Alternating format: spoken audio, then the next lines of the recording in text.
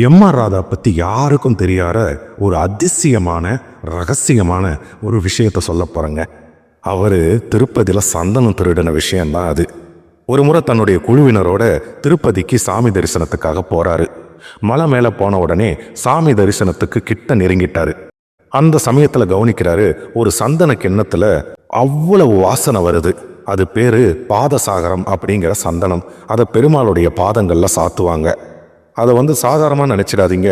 பச்சை கற்பூரம், அத்தரு, அது இதுன்னு ஏகப்பட்ட ஐட்டங்களை போட்டு அந்த பாதசாகரத்தை செய்வாங்க.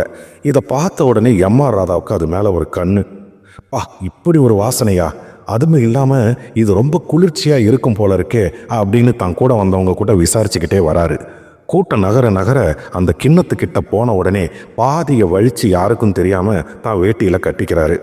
கொஞ்ச நேரத்தில் அதை கவனித்த ஒரு அர்ச்சகர், ஐயோ கிண்ணத்தில் சந்தனத்தை காணும், ஏதோ சந்தன திருட வந்திருக்கிறான் அப்படின்னு சொல்லிட்டு கதவெல்லாம் அடங்கிடான்னு கத்துறான். ஆனால் இதை கேட்ட உடனே அடிச்சம் பிடிச்சுன்னு எப்படியோ மலை மேலே இருந்து நழுவி எம்.ஆர். ராதா கீழே வந்துடுறாரு.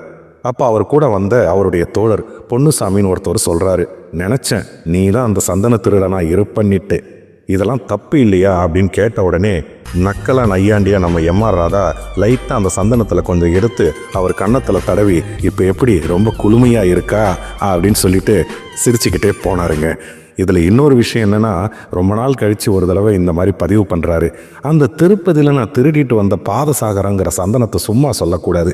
எத்தனை தடவை செலவைக்கு போட்டோம், கடைசியாக கிழிகிற வரைக்குமே அந்த வேட்டியில் அந்த சந்தன வாசனை அடிச்சுக்கிட்டே இருந்ததுப்பா அப்படின்ட்டு தன்னுடைய தக்லைஃப் பாணியில் ஒரு கலாய் மேட்டராக இதை பதிவு பண்ணியிருக்காருங்க.